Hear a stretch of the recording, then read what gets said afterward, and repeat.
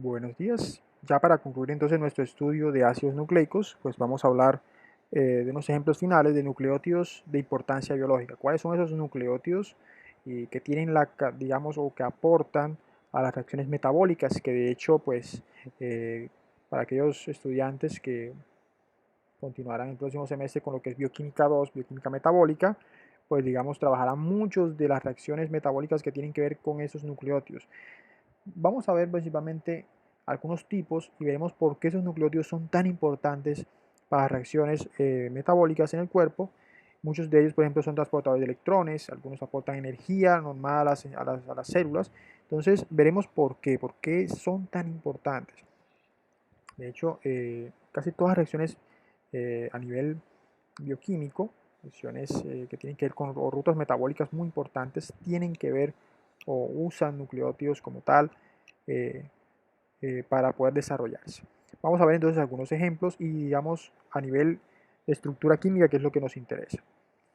Comenzamos con el ATP. El ATP se conoce normalmente como la moneda energética celular. Aquellos que vean bioquímica 2 verán que el ATP se encuentra virtualmente en todas las reacciones de oxidación como producto final de la oxidación y se usa también como un aportador de energía a las células para poder sustentar reacciones químicas. El ATP es un nucleósido de, digamos, de un nucleótido de adenosina, ¿cierto? Que posee principalmente tres grupos fosfatos. Los tres grupos fosfatos están unidos en el carbono 5', es un nucleótido de adenosina, es decir, que tiene un azúcar ribosa y la base nitrogenada pues es adenina, ¿cierto? Esa es la principal característica del ATP. Entonces es un nucleótido de existencia libre, es otra particularidad que él tiene.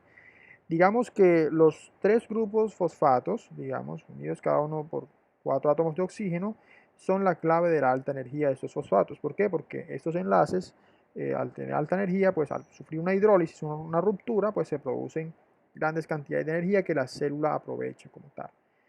La molécula queda cuando el ATP pierde un grupo fosfato terminal, ¿cierto? Y a medida que va perdiendo fosfatos y fosfatos, se va transformando en ADP, que es adenosín difosfato, y AMP o adenosín monofosfato.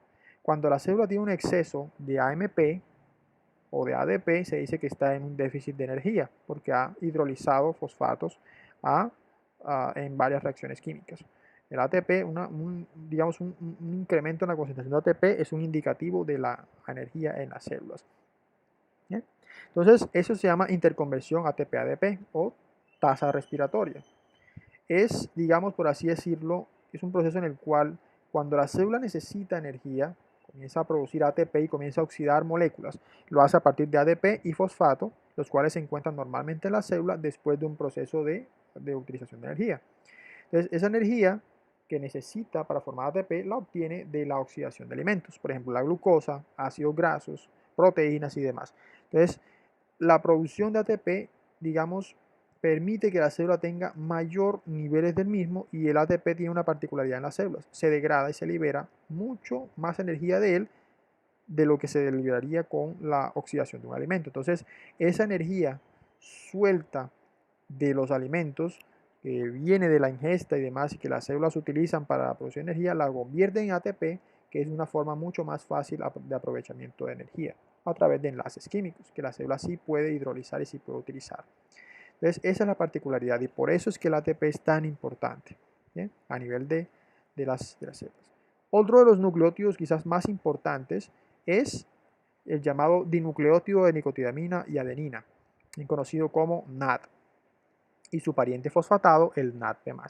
Ahora, la denominación NAD+ y NADP+ o viene del hecho de que se encuentra en una forma oxidada o reducida. De hecho, estos nucleótidos son excelentes aliados en las reacciones de óxido-reducción, aquellas reacciones en las cuales hay pérdida de electrones y ganancia de electrones. Vamos a ver aquí la estructura, esta es la estructura general del NAD o dinucleótido de nicotinamina adenina, se llama de esa manera porque está formado por dos nucleótidos literalmente de uno de nicotinamina, que es este compuesto que está acá, esta es la base nitrogenada nicotinamina, y este que está aquí pues es la adenina, pues se llama dinucleótido de nicotinamina y adenina. Cuando se encuentra en su forma oxidada, la región de nicotinamina o esta grupo funcional nicotinamina que se encuentra acá, que estoy señalando, digamos, tiene un grupo nitrógeno cargado positivamente. Eso ocurre normalmente cuando el nitrógeno tiene un déficit de electrones. Los átomos de nitrógeno, como ustedes saben, son muy electronegativos y como para poder, digamos, estabilizarse, los nitrógenos siempre tienen un par de electrones no compartidos. Cuando esto se presenta, por lo general está unido a 4 enlaces al mismo tiempo y tiene un déficit de 2 electrones libres, que es lo que siempre mantiene al nitrógeno estable. Entonces, por lo general se presenta una región de carga positiva, en ese sentido. Ahora, ese es el NAD+. El signo positivo viene de ese nitrógeno que no tiene electrones. El grupo hidroxilo que se encuentra acá es, digamos, lo que diferencia al NAD con el NADP+. El NADP+, o NAD fosfatado, tiene en este grupo hidroxilo, o el carbono 2', tiene un grupo fosfato normal, como si fuera un grupo fosfato normal de los Ahora, ¿para qué sirve el NAD+ y el NADP+? Como les decía, actúa en oxidaciones de óxido-reducción. El NAD+ actúa durante las oxidaciones en reacciones catabólicas. Y cuando él actúa, digamos que obtiene electrones que, digamos, enlaza a este átomo de nitrógeno. Cuando él obtiene los dos electrones, recuerden, la obtención o la ganancia de electrones de una molécula hace que ésta se reduzca. Entonces se obtiene lo que se conoce como NADH o NAD reducido, que es un acarreador de electrones o un transportador de electrones durante reacciones catabólicas. Entonces, esas reacciones catabólicas, los electrones que se obtienen de los alimentos, de la oxidación de alimentos, son transportados por esta coenzima, por así decirlo, porque es básicamente un derivado específico de vitaminas, ¿bien? Específicamente de la vitamina niacina. Entonces, él proviene de las vitaminas, es enteramente una coenzima y obviamente actúa en las enzimas metabólicas como un acarreador de electrones. Entonces, al él quedar cargado, él queda como un transportador reducido. El NADPH, que es obviamente o proviene del NADP+ oxidado, también actúa como un agente, pero un agente reductor, porque el NADPH, digamos, cuando se encuentra reducido, cuando tiene electrones, él no recibe electrones, sino que él los dona a la reacción. Entonces, al él donarlos, es un agente reductor, porque dona los electrones, él se oxida nuevamente a NADP+ y lo hace en reacciones anabólicas. Entonces, el NADH, digamos que recibe electrones durante las fases catabólicas, donde hay ruptura de enlaces y demás, y el NADPH, perdón, es un agente reductor durante reacciones de síntesis. Entonces la célula utiliza los dos nucleótidos, uno sin fosfatario y otro fosfatado, para poder catabolizar sustancias o sintetizar otras cuando requiera. Esta reacción que se muestra acá al lado muestra principalmente cómo ocurre la adición de los electrones. Entonces, los dos electrones que se sueltan en una reacción química también se liberan con dos protones generalmente, los protones libres en una reacción, y eso digamos que entra cuando se reduce la molécula, el nitrógeno gana los dos electrones y el núcleo de la nicotidamina recibe otro protón, que es este que se muestra acá. Entonces él recibe al final dos electrones, un protón, y un protón de los dos entregados queda suelto. Entonces, aquí está otro esquema que muestra mucho más detalladamente cómo es la adición de la forma entre NAD oxidado y NADH reducido. Miren, aquí está la forma oxidada positiva. Y cuando se adicionan los dos electrones, pues llegan los dos electrones y se conectan al nitrógeno. El nitrógeno queda sin carga positiva porque quedan los dos electrones aquí. Y uno de los hidrógenos de la reacción se pega al carbono 4 del esqueleto de nicotidamina. La transferencia tanto del electrones, tanto del NAD+ como el NADP+ para reducidos, siempre de dos electrones y dos protones. Los dos electrones y los dos protones son transferidos como un ion hidruro. Recuerden que el ion hidruro sería un, digamos, en este caso sería un protón y dos electrones totales. Entonces, esa transferencia totales nos da entonces un ion hidruro más otro protón que queda completamente libre. Entonces siempre esos dos electrones, como reitero, vienen siempre como un ion hidruro, que es básicamente un protón y dos electrones. Ven que el ion hidruro es un hidrógeno cargado negativamente, ¿cierto? Que serían dos electrones y un protón, más un protón adicional, que es obviamente lo que se adiciona al NAD. Por eso siempre se muestra la reacción de esta manera, ¿cierto? NAD oxidado, más 2 protones, más 2 electrones, da NAD reducido, más un protón adicional. Estos 2 protones y 2 electrones es un hidruro y un protón adicional. Y obviamente en el carbono 2' puede existir un grupo fosfato para hacer NADP+, y ocurre la adición de la misma manera.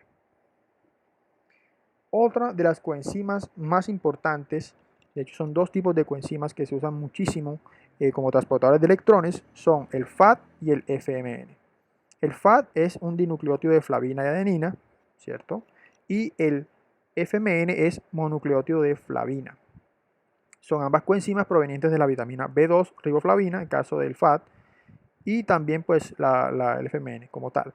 Las formas reducidas se conocen como FADH2 y FMNH2. También son transportadores de electrones en reacciones de óxido-reducción. El FADH2 está muy involucrado en un proceso que se llama cadena de transporte de electrones, al igual que el NADH, que es este que está aquí, pero el FMN está más involucrado en reacciones en las cuales solamente se transportan electrones. Él también está involucrado en la cadena de transporte de electrones, pero hace parte solamente del complejo llamado complejo 1 o NADH deshidrogenasa. Es un transportador integrado y el FADH2 pues también lo hace. El FAD también, digamos, participa en reacciones donde se producen dobles enlaces. Casi todas las reacciones donde se producen dobles enlaces están. Estructuralmente, como les decía, es un dinucleótido de flavina y adenina. Aquí está monofosfato de adenosina. Bien, entonces el FAD tendrá la misma estructura de nucleótido como tal de flavina. Y aquí está pues básicamente toda la estructura completa del FAD, ¿cierto? Mientras que el flavimonucleótido solamente tiene un grupo fosfato, por eso es que la línea punteada se muestra solamente para dividir, para mostrar la diferencia. El FAD tiene dos fosfatos unidos al esqueleto de riboflavina, que es este que está acá, y el riboflavina es todo este derivado que viene de un azúcar, ¿bien? Una azúcar ribosa modificada, y el esqueleto de flavina, que es este que está acá. El esqueleto de flavina se conoce normalmente como anillo de isoaloxacina, que es un anillo condensado de 3 anillos bencénicos y digamos es una molécula heterocíclica formada por 4 nitrógenos en el anillo. Dos de esos nitrógenos, estos que están marcados en círculos, son los responsables de aceptar los electrones y los protones de las reacciones de óxido-reducción. Entonces, ese anillo de isoaloxacina tiene una particularidad, es que es el único que recibe los electrones. Entonces, ese es el FAD y la flavina mononucleótido. Como su nombre indica, mononucleótido quiere decir que tiene solamente un fosfato, no tiene dos, como es el caso del FAD que tiene dos fosfatos o es un dinucleótido.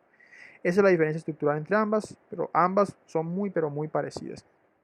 Tanto el FAD como el FMN reciben siempre dos electrones y dos protones igualmente que el NADH, solamente que estos lo reciben no de una sola vez como nuestro amigo el NADH, sino que lo reciben de a un electrón por vez. En la siguiente diapositiva mostramos principalmente cómo ocurre ese fenómeno de adición. Entonces, este es el anillo de isoaloxacina del esqueleto de flavina del mismo. Vean que aquí están los dos nitrógenos que reciben. Entonces, el primer protón y el primer electrón llegan a la molécula y producen una molécula inestable que se conoce como radical semiquinona, ¿ven? Que es FADH positivo, es decir, que le falta un electrón adicional. Vean que el nitrógeno solo recibió un electrón, no recibió dos, sino uno a la vez. Este radical semiquinona es muy inestable. ¿Bien? Vean que el nitrógeno tiene una carga positiva residual y debido a eso, pues recibe una siguiente adición de otro electrón y otro protón. Y miren que el protón se pega a él y el siguiente protón se pega al otro nitrógeno. Y de esa manera el otro electrón llega al nitrógeno produciendo pues los dos electrones típicos libres del nitrógeno y desapareciendo la carga. En ese momento se encuentra el anillo de isoaloxacina totalmente reducido y aquí hablamos de FADH2. Miren que tanto el FAD como el flavimonucleótido tienen el mismo mecanismo para producir flavina sin dinucleótido y flavimonucleótido reducido. La denominación H2 nos indica de que la molécula queda con dos hidrógenos cargados y otra particularidad es que el radical semiquinona, al ser muy inestable, tiene siempre ese electrón solo que entra, está desapareado y por ende pues es un radical que se forma de una manera bastante rápida, no tiene mucho tiempo de vida útil porque se transforma enseguida en la forma totalmente reducida con la adición del siguiente electrón. Otra molécula bastante importante como nucleótido es el llamado AMP cíclico, que también se conoce mucho y ustedes lo verán mucho en cascadas de señalización como el segundo mensajero en reacciones específicas. El AMP cíclico o CAMP se sintetiza a partir de ATP, ¿cierto? El ATP sufre una doble pérdida de grupo fosfato, que salen como grupos pirofosfatos, son dos grupos fosfato del mismo, y esa unión produce un enlace cíclico entre el esqueleto de ribosa y el grupo hidroxilo del carbono 3'. Entonces produce el llamado AMP cíclico, que es esta estructura que está acá. Este pequeño compuesto, digamos, se obtiene a partir de la enzima que se llama adenilciclasa, que es una enzima que se encarga de obtener AMP cíclico a partir de ATP. ¿Cómo ocurre este proceso? Este proceso, digamos, ocurre por un efector. El AMP cíclico se sintetiza a partir del ATP por esta enzima, la adenilatoxiclasa, la cual se localiza en la membrana celular.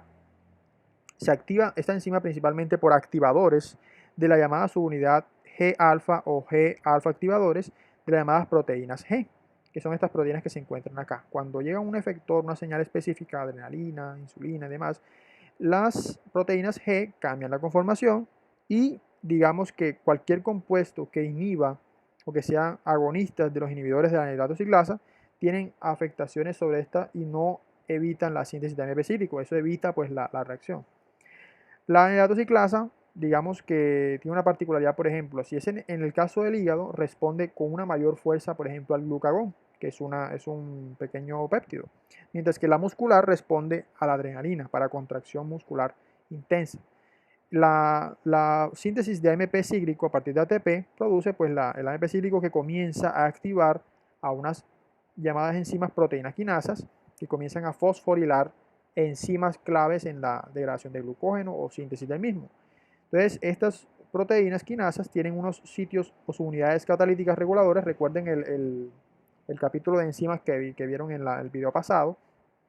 Y cuando se conectan a las subunidades catalíticas, pues estas proteínas quinasas cambian su conformación y se convierten en formas activas, libres, menos tensionadas, y ya pues así pueden trabajar activando a las otras enzimas para producir reacciones de fosforilación, en las cuales adicionan fosfatos activos a partir del ATP. Ese es básicamente pues el mecanismo a grandes rasgos de la llamada cascada de señalización y el uso del AMP cíclico por parte de las células. Y por último, el último de los nucleótidos que vamos a ver es la llamada coenzima A. La coenzima A es digamos, un compuesto polifuncional formado por la unión de digamos, un nucleótido difosfatado de adenina, ¿cierto? El ácido pantoténico y la beta-mercaptoetilamina. Esos tres compuestos, esos tres grupos funcionales unidos, forman un nucleótido derivado, un nucleótido modificado llamado coenzima A. La coenzima A, digamos, tiene como principal característica permitir el transporte de grupos acilo. Grupos acilo son aquellos grupos formados por dos átomos de carbono. ¿Bien? Y cuando eso ocurre, la coenzima A se convierte en un compuesto que se llama acetilcoenzima A, cuando transfiere solamente un grupo acilo de dos átomos de carbono, o normalmente cuando se transfieren grupos acilos de ácidos grasos y demás, se conocen como acilgrasos. ¿Cómo se produce esto? El enlace tiol final de la beta-mercaptoetilamina, es este grupo tiol SH que se encuentra acá, grupo sulfidrilo, sufre la adición con un grupo carboxílico de un ácido acilgraso o un grupo, como el piruvato, por ejemplo, y transfiere todo este grupo acilo, que es carbono doble enlace oxígeno, y forma un enlace que se llama enlace tioéster, que es carbono doble enlace oxígeno, azufre. Ese conector permite unir toda esta coenzima A. Ahora, ese compuesto, al estar formado, ese compuesto de acil-CoA tiene muchísima energía. ¿De dónde viene esa energía? Obviamente de la hidrólisis de este enlace tioéster. Si ese enlace se rompe, se libera muchísima energía que se aprovecha para cualquier reacción metabólica, para poder enlazar grupos y demás. De hecho, Estos grupos acilo, por ejemplo, son cadenas carbonadas de N átomos de carbono, unos 10, 20, 22, 24 átomos. Son importantes porque durante el catabolismo, por ejemplo, de ácidos grasos, esta es la forma en la cual se obtiene energía a partir de esos ácidos grasos. Entonces, el más importante de todos ellos es, por ejemplo, la acetilcoenzima A, que es un transportador de grupos acetilo en reacciones y se usa para sintetizar ácidos grasos de novo, es decir, desde que la célula los va liberando. Ese enlace tioéster, como les decía, al ser hidrolizado, libera tanta energía que permite que se pueda transferir fácilmente esta reacción. Este grupo acilo. El acetilcoenzima A, por ejemplo, es uno de los principales efectores del ciclo de Krebs. Se le entra el ciclo de Krebs en la oxidación y de hecho la oxidación en este ciclo es debida o es fomentada o es facilitada precisamente por la alta energía de este enlace tioéster en la acetilcoenzima A. ¿Bien? Entonces, eso es básicamente pues, el componente energético de esta molécula. Y bueno, con esto hemos concluido el capítulo de ácidos nucleicos. Espero pues que hayan disfrutado de más y que hayan comprendido todo. Cualquier duda o pregunta, inquietud, no duden pues en escribirme o hacer cualquier comentario en clase, pues estaré atento a todos ustedes. Pero muy buenos días a todos ustedes. Éxitos y hasta pronto.